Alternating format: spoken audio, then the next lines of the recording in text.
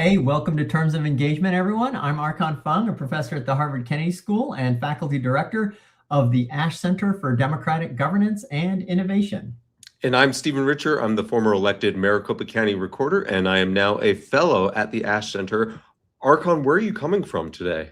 Is that your home? I'm coming from home. I'm dodging the office these days for this couple of weeks, as I'm supposed to be on vacation this couple of weeks, and I was in North Carolina with the family yesterday, and I'm here for a couple of days to pack and regroup, and then we're going to New Hampshire for about 3 or 4 more days. Okay, Then I will be joining back in the office with you and everyone else. well, folks, if you were wondering about the level of Archon's commitment, here he is during his vacation, reading books and appearing on Terms of Engagement nonetheless. So thank you for that. It is an intellectual vacation for me. Well, we got to delve into an intellectual enterprise this week with the book that we'll be introducing here in a second. But before we get to that, a reminder that Archon and I are speaking on behalf of ourselves and only on behalf of ourselves, not the Harvard Kennedy School, not the Ash Center, and not Harvard University. And as always, we really welcome your input. So please feel free to either email us about the show, about future shows, or feel free to enter comments into the comment box. We monitor those during the show and we try to integrate them into the conversation. And as always, for those of you who are not able to join us live, we do record the show and we make it available on YouTube and all podcasting platforms. So what's going on? And turning to the topic at hand, Archon. All right. So the topic at hand is courage and dissidents. And for most of the show's episodes, we talk a lot about democracy as a system and big institutions, courts, elections, election agencies, political parties. And today we're going to focus a little bit more on democracy as something that individuals do, or maybe they don't do. Democracy's success, failure, and survival may depend ultimately on people, as much as the institutions and organizations and agencies that we all try to build and work in. Over the last few years in the US and abroad, we've seen some amazing examples of courage in the face of attacks on democracy. Political scientists look at these indicators of democracy, and over the last 5-10 years, democracy around the world in many societies has taken a big step backward, according to some of these indicators.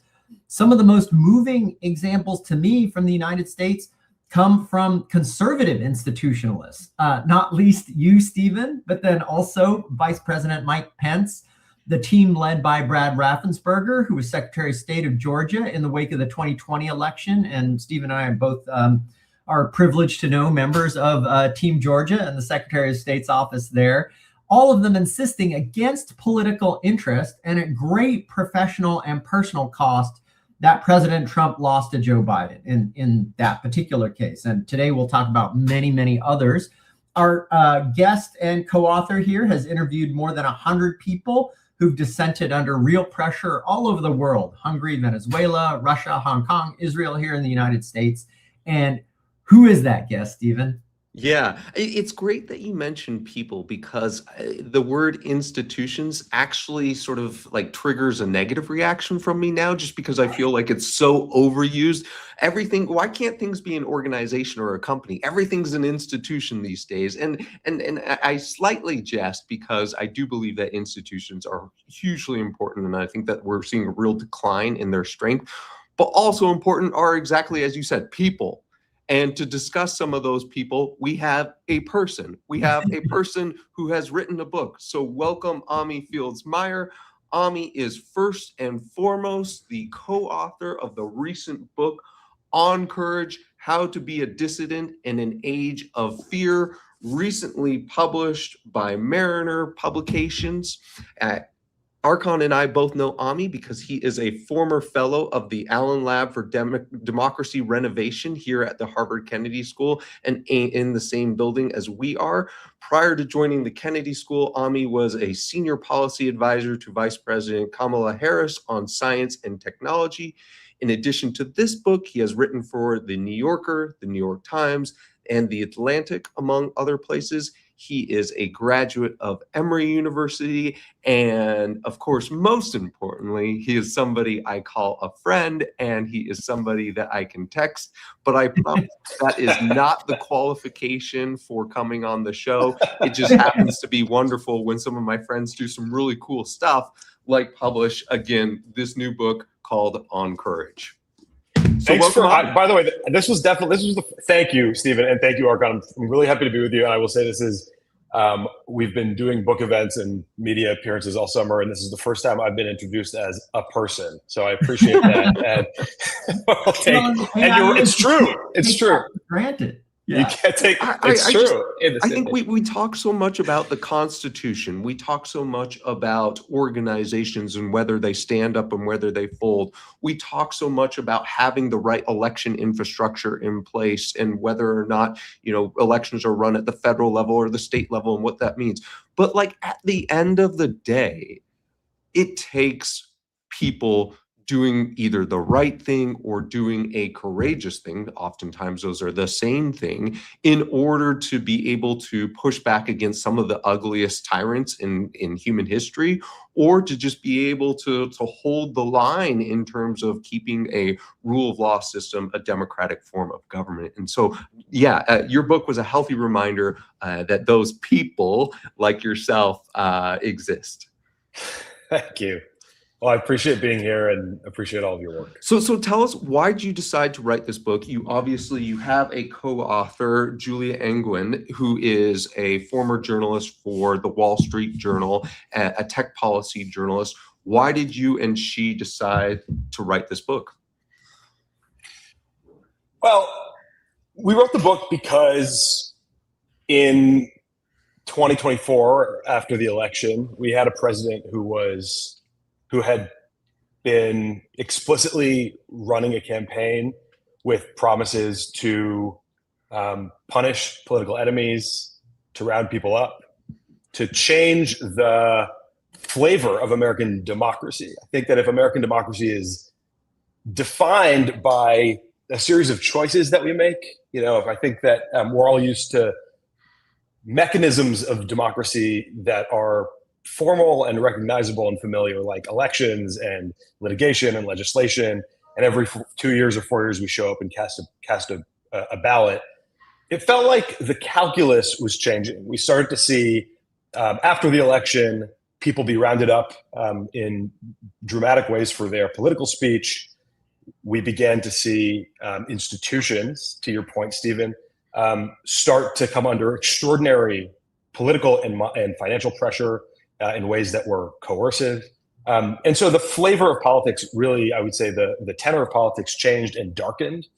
And what we found was that it felt like risk taking in this new reality, as you are no stranger to, Stephen, was going to become a vector for change. And in a world in which it felt more and more risky to do those normative things in a democratic republic, all of us were going to have to learn to take a little bit more risk. And so Julia and I picked up the phone and we started calling people all over the world. And actually, I will say many of the first conversations we had were people at the Ash Center, folks who Archon, I know, has helped facilitate this for many years, but in many ways, the Ash Center can end up being like where dissidents go.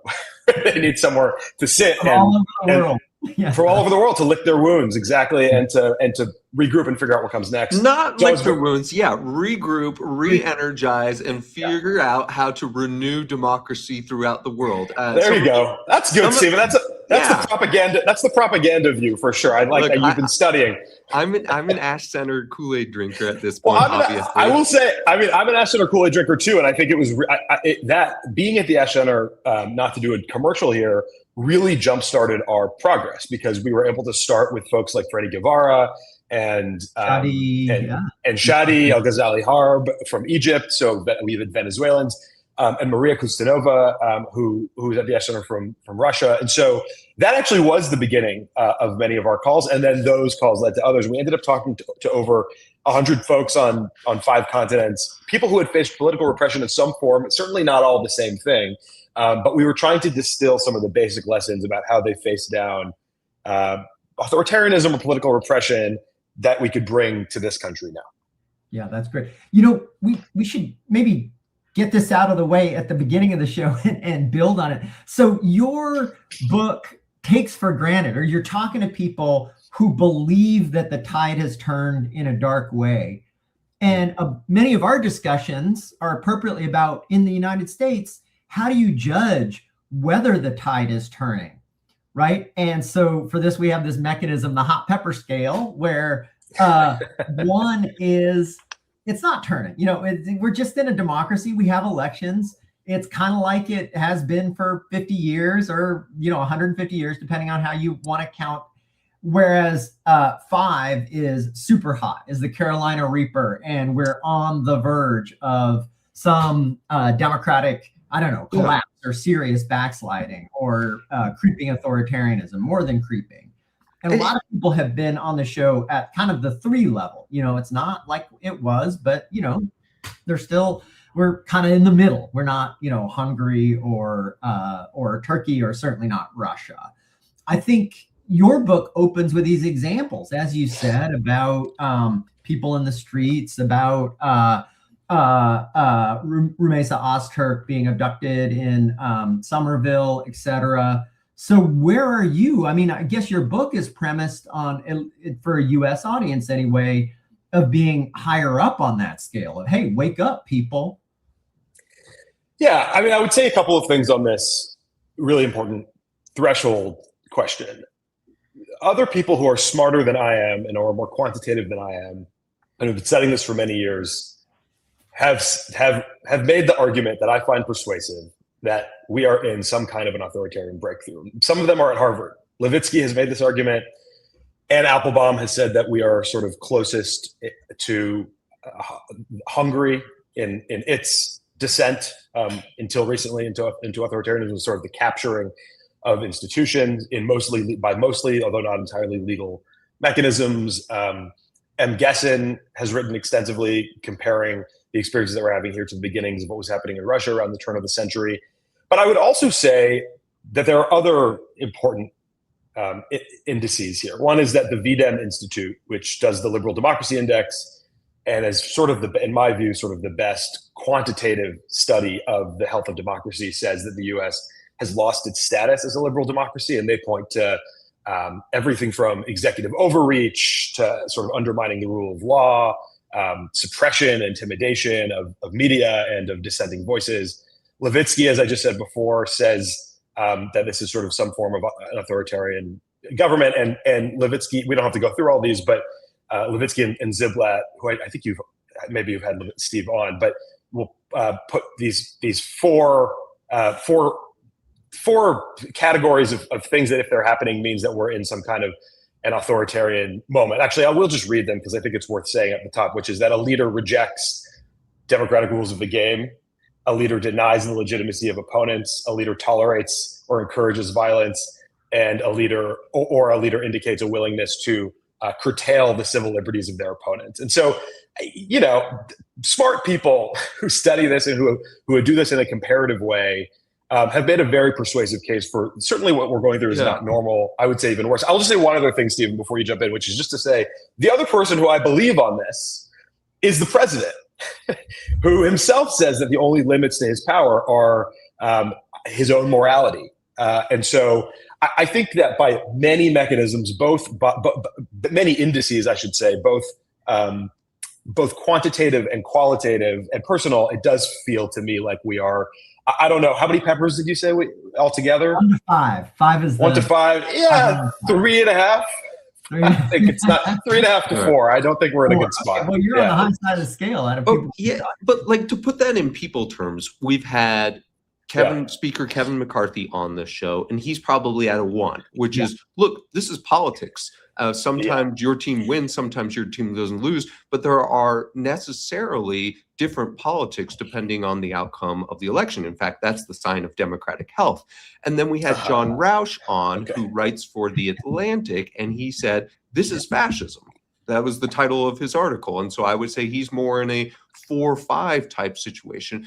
But while that is sort of a predicate of this book, I don't believe that accepting that predicate is necessary for appreciating this book, because obviously a large percentage of Americans don't accept that predicate, that we're in an authoritarian moment. But there are those same people would say there are authoritarian moments throughout human history. So is it sort of written for anyone who wants to be a dissident in an authoritarian moment, or is it written for anyone who wants to be a dissident in any moment? That was something I was a little bit confused about in the book. Was this just dissidents against state actors, or was this dissidents against, any sort of entrenched power? Dissident, it's regarded as unjust. Yeah. So say it again, Archon? Or anything you regard as unjust. Yeah. As unjust. Yeah.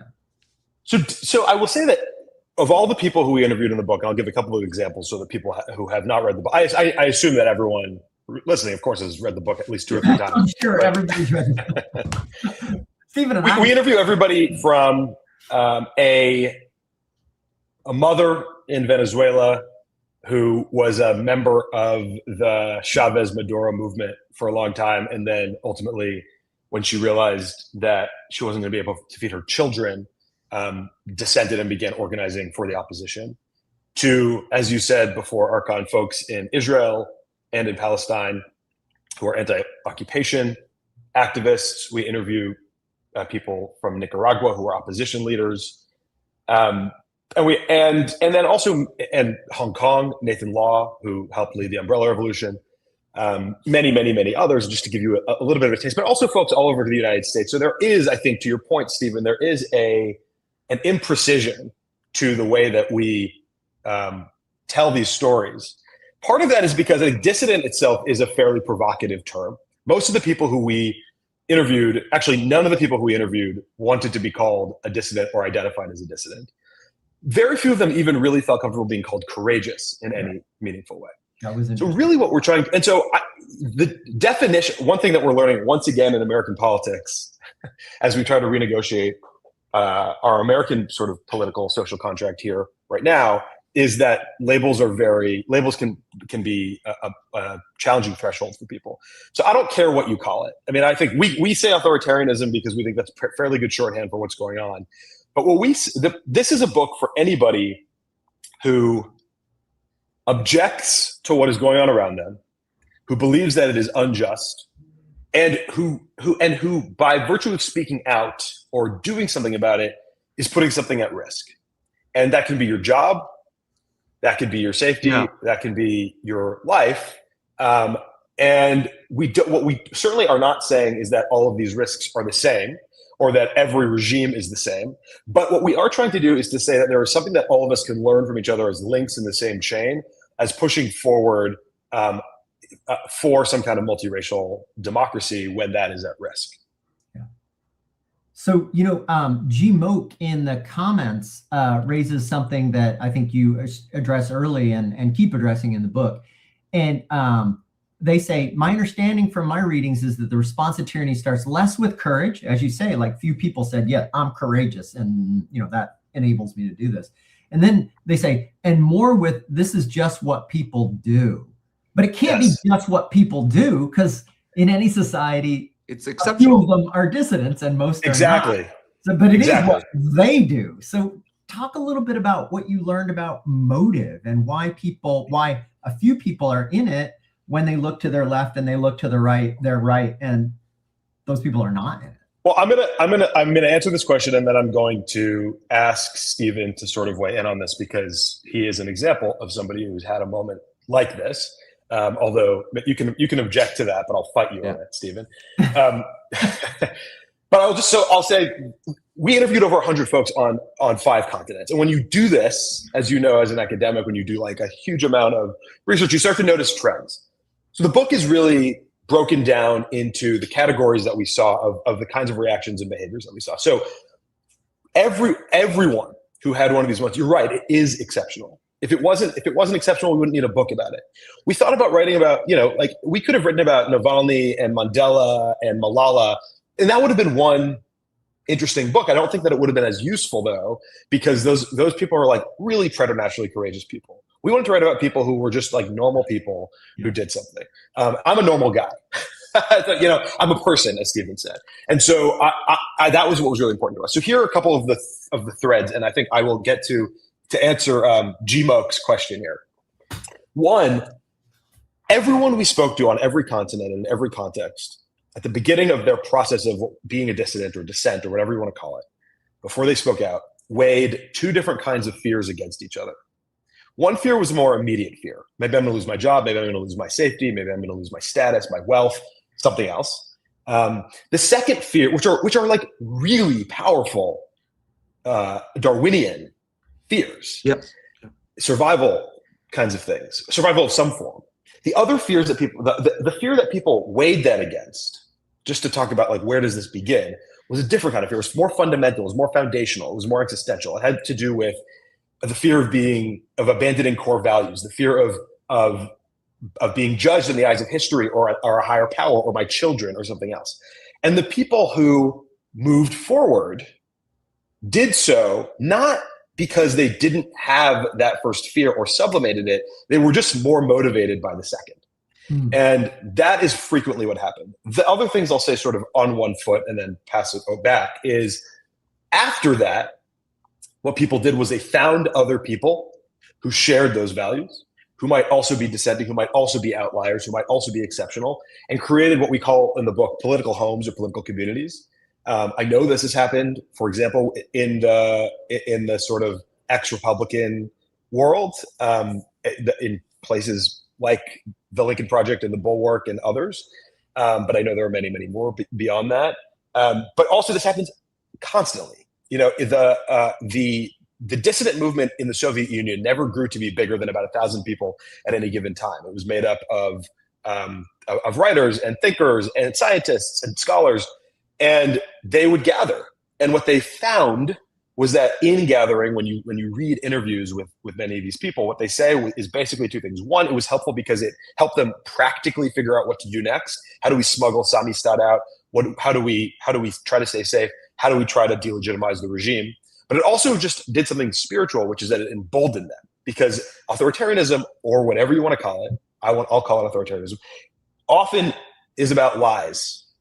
You thought you saw Alex Preddy shot in the street. No, you didn't. Thought you saw Renee Good shot in the street. No, you didn't. And what it allowed people to do was look into and be emboldened in this web of lies. The other two things very quickly that people did, and we can get to these, from that moment of moral collision to building out a political community, was the third thing was that they tried to implement basically no unforced errors. They didn't do stupid stuff.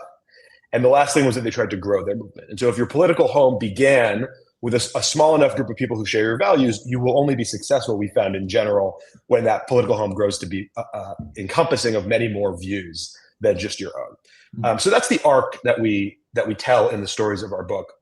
I've just said it in a sort of semi-academic way, but it's much more narrative in the way that we tell it in the book. A lot to unpack there. One, I want you to know I caught your rabbinical reference of the on one foot thing. So, I get a point for that, I think. Yes. Friend of the Jews. Yes. Two, I think that when I read the book, the defining characteristic of a dissident was the loss component, more than the whom were you rebelling or dissenting against, because you have a story that is of California farm workers. It's not really the state or an authoritarian actor that they're rebelling against. Maybe the state could use police power to get them back into line. But, it was mostly a private enterprise. But what were they jeopardizing there was their livelihoods, maybe their reputations within the community. And I will say that one of the things that I bristle about sometimes is the people who cast themselves as dissidents, when in actuality, it's like good politics for them. So the easiest, the cheapest example is here in the United States, people who are allegedly rebelling against Donald Trump. And it's like, well, you're a Democratic politician. Like, how hard is it for you to sort of rebel or say nasty things about President Trump? I would imagine that's actually pretty easy. And so, and then I see this because I was struck. I was reading an article in The Atlantic that was sort of the feature article this week, is about somebody leaving academia and saying some less than perfectly pleasant things about Bates College. And like, that person fit the mold that you had been describing there, because he gave up something that he had worked so hard for, but it clashed with his moral calling that he didn't want to be part of that. But again, that wasn't really a state actor. So I guess that's a long roundabout way to getting to a question here, which is, does that person have any characteristic when you studied with these 100 people, were they like, we know that they had this moral conflict, but they were like, oh my gosh, all these people are kind of stubborn. They're kind of contrarians. And so, like looking at that, it wouldn't have been that hard to predict that these would be the people who would do this. It's such a good question. I mean, Sharper, is it moral commitment, or is it kind of, I don't know, I mean, a psychological type of not rule following, kind of, I'm not an organization person. I'm going to fight the power, whether the power is the growers or the power is a particular government. Yeah. Well, I would say, let me begin on the point about the farm workers in California, because there are a lot of lessons to be learned and analogies to be made in anti-authoritarian resistance from the labor movement and from labor movements over time. Maria Stephan, who we know and who's done a lot of work with our friend and colleague Eric Chenoweth, refers to the kind of activist posture that gets countries out of authoritarian backsliding or democratic backsliding as collective stubbornness. And those are the tools of strike and of boycott and of civil disobedience, of throwing sand in the gears in some form or another, which by necessity creates risk for the people who are doing it. But the idea is that you mitigate some of that risk by doing it together.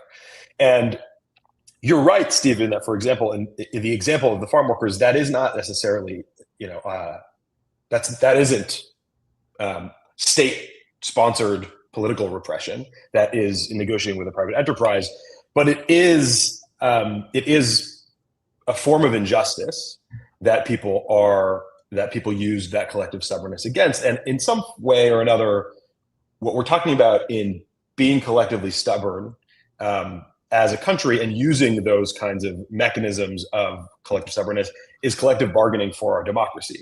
We're saying we will create pain for you until you move us back onto the path of normative democracy. You stop attacking elections and you stop all this other stuff. So that's one piece. So certainly I agree with your premise that these are not the same, but I do want to push you and say there are, this is not a book for the literalist, although that's fine.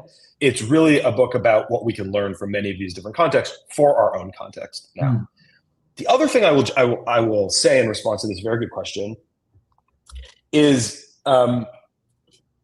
it's interesting. It's when you're asking about like, is there a category of person here? Is there like a psychological profile? Sometimes, like some of the people who we interviewed are obstinate people, are people who just are really clear on who they are and are always pushing. But we wanted to do less of that. We wanted to do more people who had a moment or a series of moments where things changed for them. Because I think the most natural thing to do when you object, but there's risk, is to just suppress that voice in your head and keep going because of the Darwinian thing that we described before. And the thing that most of these people had in common was not that they were like particularly obstinate people or that they were especially stubborn themselves. There's some. The thing that bound most of them together was that they were extremely clear on their own values. They were really, really clear on what they believed in and what they wanted the world to look like. And this is also something that we get from the Soviet dissident movement. But we tell a story toward the beginning of the book about a Soviet-era writer named Andrei Sinyavsky, who wrote under a pen name. And he describes when Stalin passed a series of laws that functionally made it illegal and punishable by gulag or death to continue to make what he called anti-Soviet art or anti-Soviet culture, that he said he faced a choice. And it was either I stop writing or I continue writing, but writing is my life and art is my life. I am a writer. So most of these people and so he continued to write and he suffered the consequences of it. But most of these people are not defined by what they're against. Yeah. They don't see themselves as being defined by what they're against. They're cast as dissidents or opponents or whatever by the circumstances. They're affirmative. We believe in fair wages, or in the case of Sinowski, I believe what he's writing. Yeah. He believed in free expression of art, artistic free expression, rather than being, casting himself as an opponent of the Soviet regime. Yeah. This is what he says. And actually over and over and over again, we hear this from people. Like, they really just say, again, at the beginning of the book, we profile a civil rights lawyer at HUD who would not be considered a dissident by the Navalny standard, but he's somebody who he's been a civil rights lawyer, a civil servant at the Department of Housing and Urban Development for a long time. And he figured out early on in his tenure that this administration was functionally not going to enforce the Fair Housing Act anymore, which meant that in his view, there were all these people who were now, whose housing was now at risk, who could suffer the consequences of housing discrimination. And he said, he started speaking out. He risked his job. He was ultimately fired. He became a whistleblower and told Congress, and Congress investigated it. But when you ask him why he did it, he just says, I'm a civil rights lawyer. That's what I decided to do with my life. So I think it's actually much more simple than a psychological profile. It just has to do with knowing who you are and then deciding to act on those values. Did you get any insight into why some people take their values so seriously and where they come from? Because I'm asking this because my kind of course that I've taught at the Kennedy School for, 30 years now is ethics and politics, political ethics. And for about the first 2/3 of my career, it was a really hard sell to students to say why they should be taking an ethics course. It's like, oh, it's obvious, or no, I need the hard skills of doing policy analysis, and somebody else worries about the ethical issues. It's true that I hear that less now, but for most of the time I've been hearing, teaching here at the school, many students have regarded ethics as something that didn't merit space in the core curriculum. And that may go along with, like, in society more broadly, in a kind of technical time or managerial time, people go to church less, these traditional spaces where people learn about values and traditions feel like they're a little bit less common, or we're in them less. So how did these people get their values? I mean, the artist, you might say, or the lawyer, that's part of the profession. They're inculcated. You have to believe in freedom of expression in order to be an artist, or you need that because that's what you do. And if you're a lawyer, you kind of need the rule of law, unless you're, a certain kind of. Unless you're a certain kind of lawyer. Yeah. Well, one of my favorite stories from the book is about a guy named Mikhail Manikin, who is an Israeli, a religious Israeli, who grew up studying Torah and being observant and religious and wearing a yarmulke, a kippah on his head. And that's the world he grew up in. And we tell a story in the book during, around the time of the Second Intifada. He was doing there's mandatory military service in Israel, and he was doing his service in the West Bank, and a lot of it was happening at the time. It's different now. It's a different period now, but will sound familiar. But there had been a lot of roadside bombs in the West Bank, and he was ordered to remove a Palestinian family from their home, and to set up shop with his soldiers in that home and basically make it their command center, their command post. And the Palestinian family moved across the street into another family, to a neighbor's home. And Manikin describes this moment. He says, a few days into this operation, the restroom had broken inside the house, and he went outside to relieve himself in the yard. And as he was doing that, he looked up and he made eye contact with the grandmother of the family that they had evicted from their home. He said in this moment, he describes this moment of dissidence, where he said, suddenly I was more aware than I've ever been before of the kippah, the yarmulke that was on my head. And suddenly I felt more estranged from the values, the Jewish values that I had grown up with. And he names a few of them: humility and, awe, reverence of God, et cetera, than I had ever had before. And after the military, after he finished his time in the army, He was one of the founders of a group called Breaking the Silence, which has shattered a taboo in Israel, which is to speak regularly at great personal risk and professional risk about the kinds of abuses that they either witnessed or engaged in against Palestinians in the West Bank and elsewhere. And so for him, I think for him, it was, I don't know, call it religious, but it's probably deeper than religious. Like, I think it was familial. I think it was core to who he thought that he had been brought up to be. And I don't want to suggest that religion or family values are the only way to do this, but I do think that this is not an example of this is an example of somebody who just heard a voice and said something is wrong.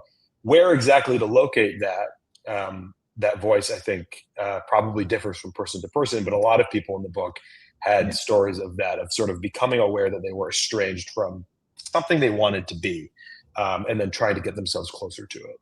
Yeah. I want to one quick reminder that you can post a comment to the chat box, and we're tracking those and would love to integrate those. But let's take us to so one is a dissident by your definition, oftentimes because it's just a moral compulsion for them. They didn't make a conscious choice someday and wake up and say, well, today I want to be a dissident, but it just was something that they had to do.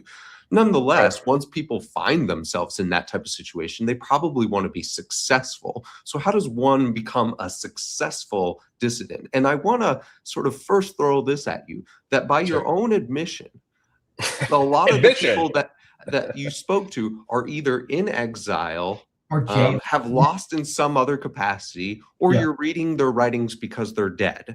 So like, were these people successful, and how does one become successful? And what is, just to flesh that out, what is success? Like a couple things. One is I think one statistic that motivates the book is the 751 when you look at other people, scholars have looked at countries that have reversed this democratic backsliding, 7% have been just through institutional means only, like vote for the Democrats. Exactly. 1%, far more, have involved some sort of civil resistance, dissent. And that's why, one kind of motivating factor that says, hey, here's why we got to write a book about dissidents. And then to Stephen's, I want to add to that, there's a real tension in your book about what success means. One is people are dissidents out of integrity reasons, right? The reasons that you just cited, like the guy who was in the IDF. And that's what's driving a lot of it. And then to be successful in that sense probably means, well, being true to your values, even if it's very, very costly, even at your life, Alexei Navalny, right? But then there's the more ordinary sense of success, which means you move your society toward more democracy and justice. So how do those two things interact for you and the people you talk to? Well, I think you can't have the second one without the first one. That's sort of a basic math problem. You need some number of people who are willing to do the personal work, to have the sort of personal success, the personal integrity success. But I think, Stephen, that's the way that both of you articulated it, it's a really good question, because it is a contradiction, and it's one that we don't solve in the book. It's very awkward to be writing a book about how to help save democracy at a moment when democracy is failing all over the world. 3 out of 4 people on Earth today, again, according to this VDEM Institute study, 3 out of 4 people on Earth now live under some form of autocracy, broadly construed, and liberal democracy is now the least common form of government on Earth. And so I will say a couple of things on this. One is, we also quote in the book, as a sort of spiritual guide, Leonard Cohen, who has a line, in a very famous line, where he says, there is a crack in everything, that's how the light gets in. But the less famous part of that line is the first part of that, which is, ring the bells that still can ring, forget your perfect offering, there is a crack in everything, that's how the light gets in. So the reason I bring this up now is because there are a lot of reasons to just kind of throw up our hands and to give in. And if we were all falling into the trap that Steve Bannon has set for us, that is what we would do. we believe, and I argue, that you got to start with something. You know, even if the trends are against us, you have to start somewhere. And so the book is not a theory of the case of how exactly to get out of this. I leave that to people like to scholars like you, Archon, or to Erica or others. What it is a buffet menu of options for how to get into the movement. And so there are many different ways of doing this. And I don't really care what they're motivated by. Maybe they're motivated by personal integrity. Maybe they're motivated by strategy, but I'll just name a few of them. We were talking before we got on here about, like, we've never really done the Truth and Reconciliation Commission thing in this country in any meaningful way and any national way. So we can all be paying attention and recording the crimes and the injustices that happen under this government for the future. That is how justice happens. Transitional justice happens. Post-conflict justice happens all over the world. There are other things we can do too. We profile in the book a woman a woman at Brown University who testified against the ideological deportation policy.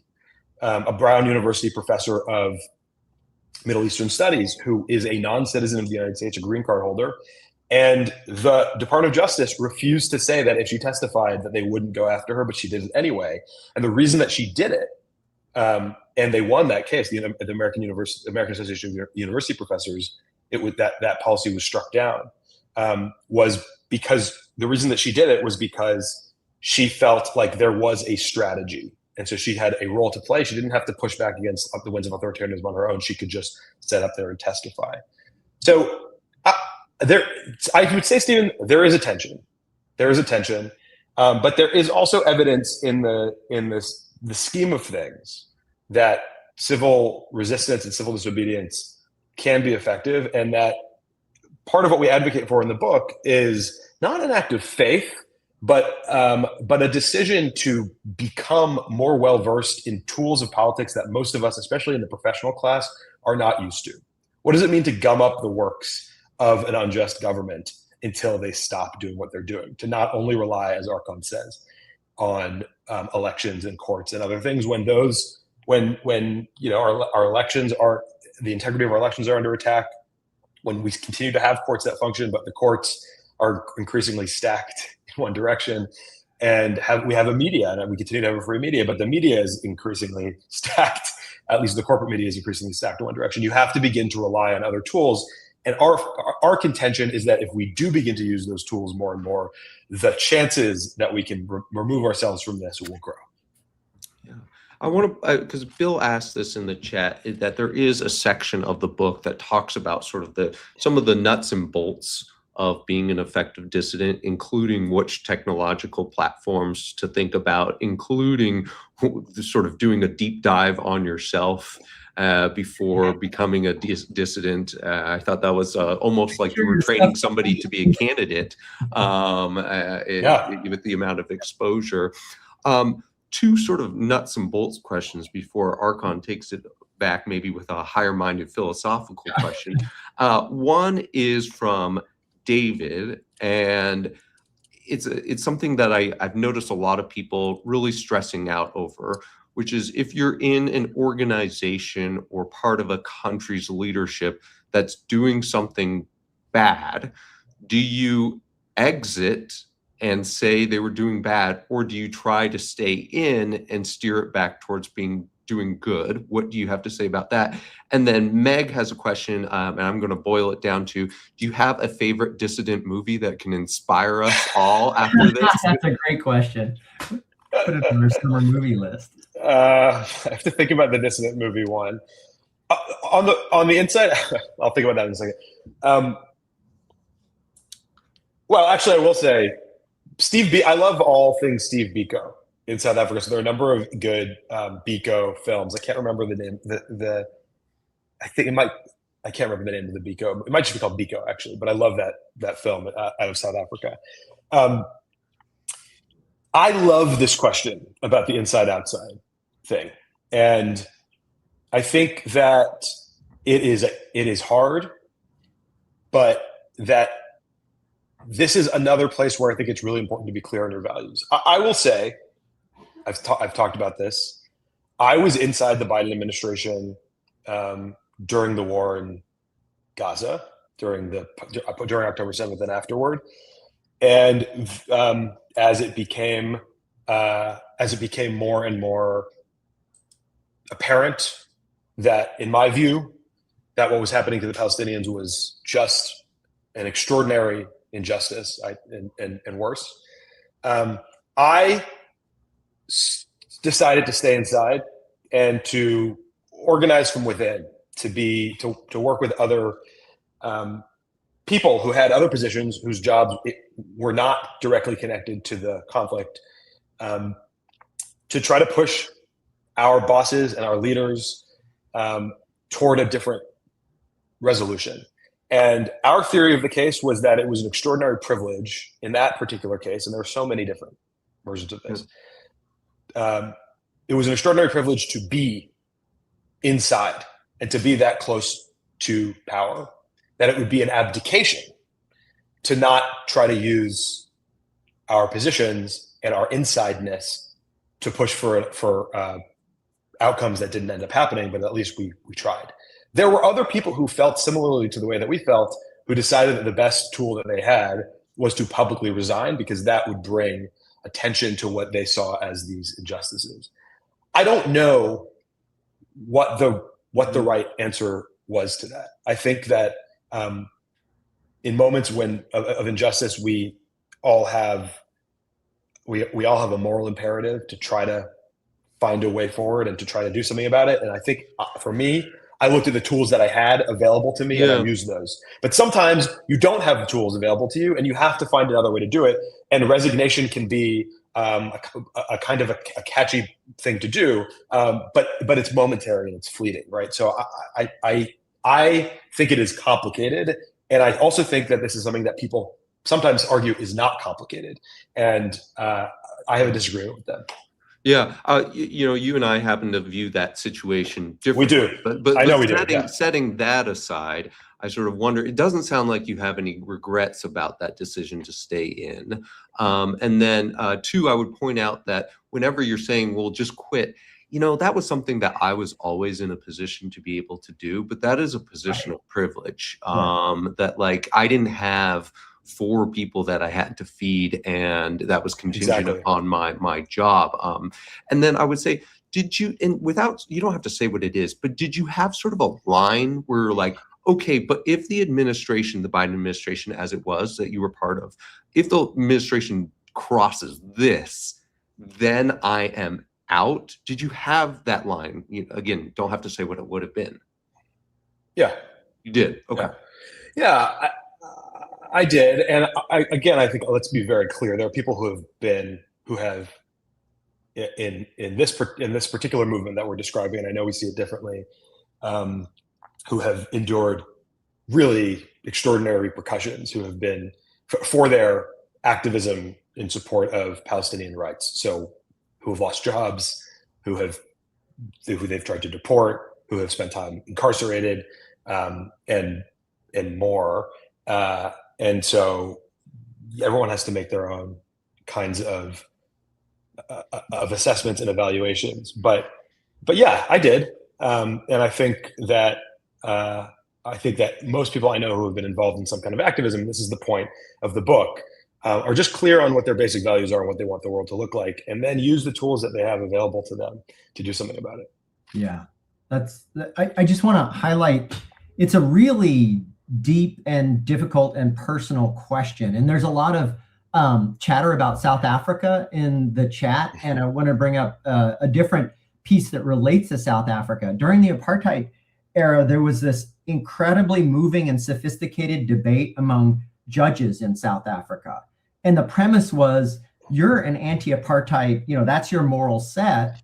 Is the answer for you to remain on the bench or to resign? Right. And so there's no question that this is not a democratic regime. It's an authoritarian regime. And on one side, it's like, obviously resign, because you can't participate in this kind of rule of law that is enforcing apartheid and this oppression. And you can use your voice. You're a prominent person. You're a judge. But on the other side, some of the judges were saying, yeah, but if Nelson Mandela or somebody else has been in a protest and they're arrested and they come to you in a court, does that person want you, or do they want you to have resigned and to have some more pro-apartheid judge be? So it's like, absolutely, it is difficult, right? I think it's really, I do not think that these things are black and white. And, there are the people who decide to stay in a case like that, when like the system is rotten to the core, are basically harm reductionists. That's how they see it, right? That they say this is happening anyway. So if I'm there, the really terrible thing gets 1 degree less terrible. Yeah. I think that's a defensible moral position in many cases. We'd have to go individual by individual, and then we would have to debate it in your ethics class. Yeah. But maybe Steve doesn't die or gets tortured or something. I don't know. Yeah, but I think it's a really important question, and one that, again, I don't think is black and white, and that people have to make. They have to make those decisions for themselves. Yeah. I wanted to bring up, I mean, we're running out of time, but like, this is such a great conversation.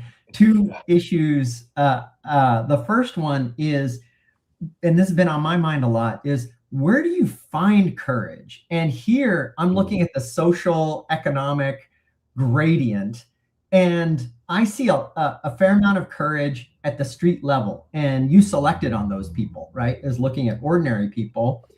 And then as you go up and look at management and CEOs, university presidents, law firm managing partners, it seems to me that courage is less common.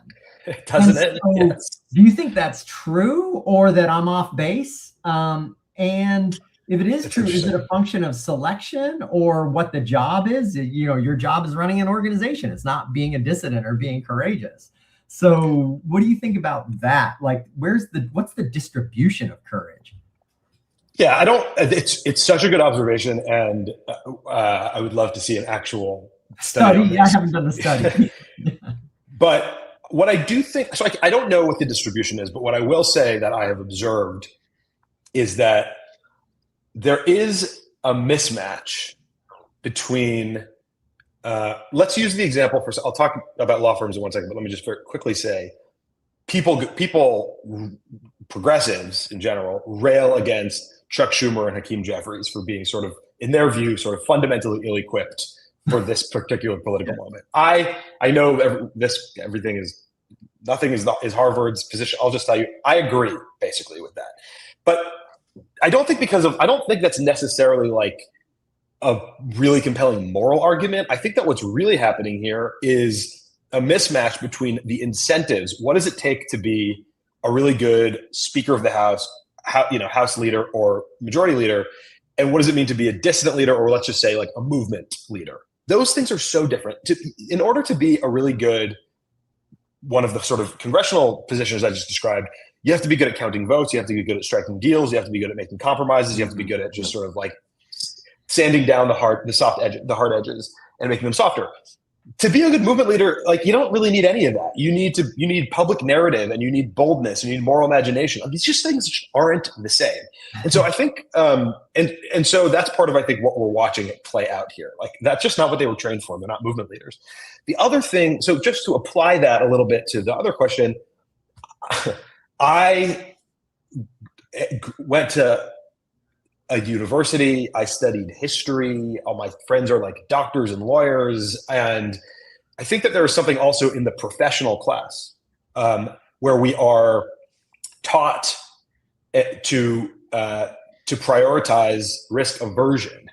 We are not, risk is not, we do not have a high premium on risk. We place like, get by, get to the next thing, get to the next thing, get to the next thing. We don't have a vocabulary for this. We don't have tools for this, because that's not how we've been taught to succeed broadly. I'm speaking, but that I think is, if you have become a partner at a major law firm, if you have become the head of a university president, that is rarely because you were taking big moral risks over long periods of time. It was because you navigated the system. And so we're just looking at this massive imbalance. And instead of throwing up my hands and saying we're effed, like there's no way to do this, part of the reason we wrote this book is to say some of this risk taking can be taught.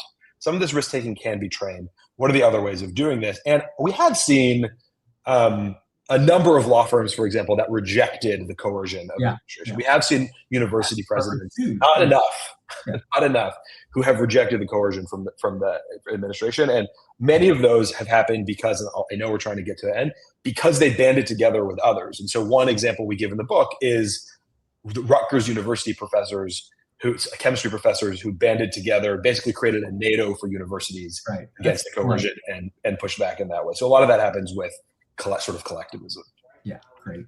So yeah, I often think of that, sort of if we're in a revolutionary, if ever we were to be in a revolutionary moment, I'd like to think that like I do the right thing, but then I think of myself, I'm just like, I'm not very much of a revolutionist at heart, sort of thing. So I might be the one that, has to get dragged along by Archon or something like that. Anyhow, thank you so much for coming on. Thank you guys. It's such a joy. And by the way, I was also saying before you close out, I really appreciate the back and forth and the pushback. I think it's important that these ideas sort of be out there for us all to debate. And I appreciate getting to wrestle with them, even as I hawk my book. Great. Well, again, the book that we're hawking is called On Courage, How to Be a Dissident in an Age of Fear. It is available on Amazon, of course. It has already appeared on the New York Times bestsellers. It's been out for just a short period now. And so if you would like a series of vignettes of people who are dissidents from throughout the globe, then I recommend it. Thank you, as always, to those of you who are watching live and participating in the conversation. Thank you to those of you who are watching later. If you have any ideas for future guests or future topics, please feel free to email us. And thank you, as always, to our wonderful team supporting this show. That's Ralph, Colette, Courtney, and Evelyn, and Archon send us home with some brilliance. Well, I don't know about that, but just like everybody should pick up Ami and Julia's book, because you get to meet, it's a super interesting book for the ideas that we've been talking about. And you get to meet so many interesting people throughout the course of the book. There's so many great stories and people doing ordinary people doing amazing things. And then I just want to highlight a theme that is run through a bunch of our episodes. It is hard to figure out the kind of moment that we're in. And, reread the Declaration of Independence, what it is. It's an argument to the rest of America that we're in one of these moments in which dissidence is very, very important. And it ends with the risk-taking part, right? Pledging our lives, our fortunes, our lives, and our sacred honor. Right. That's a pretty big risk if you put all of that on the line. And so it's not a new problem, and every generation has to solve it for itself. And so thanks, Ami, for helping us solve that problem. Thank you guys both. I'm very grateful. Thank you. Thank you.